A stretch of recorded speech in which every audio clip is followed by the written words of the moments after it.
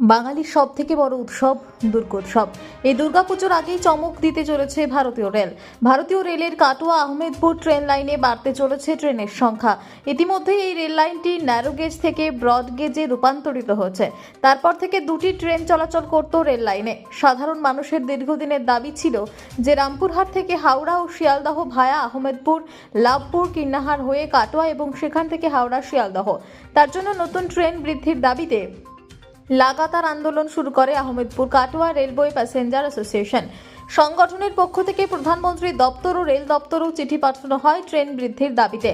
লাগাতার আন্দোলন করার পর আজ রবিবার দুটি ট্রেনের ট্রায়াল রান হলো আহমেদপুর কাটোয়া রেল লাইনে।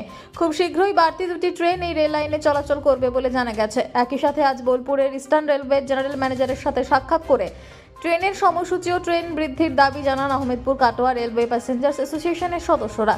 সংগঠনের অন্যতম সদস্য সুবীর সেন বলেন, যেদিন থেকে Ahmedpur Katwa rail line narrow gauge থেকে ব্রড গেজে রূপান্তরিত হচ্ছে, সেদিন থেকে আমরা ট্রেন বৃদ্ধির দাবিতে আন্দোলন চালিয়ে যাচ্ছি।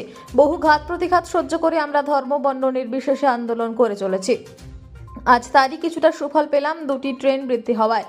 সুবীর সেন আরও জানান, প্রতিদিন সকালে রামপুরহাট থেকে আহমেদপুর, লাভপুর, কিন্নাহার, কাটোয়া হয়ে হাওড়া যাবার ট্রেন পেলে আমরা উপকৃত হব। যতদিন না পর্যন্ত আমাদের দাবি মানবে রেল দপ্তর, ততদিন পর্যন্ত আন্দোলন জারি থাকবে। তবে যে দুটি ট্রেন ইতিমধ্যেই বাড়তে চলেছে আহমেদপুর কাটোয়া রেল লাইনে, তার এখনো পর্যন্ত কোনো সময়সূচি পাওয়া যায়নি। খুব শীঘ্রই সময়সূচি প্রকাশ করা হবে বলে জানা গেছে রেল সূত্রে। কিছুটা হলেও খুশি এলাকার জনসাধারণ। আপনারা দেখছেন সংবাদ শিরোনাম।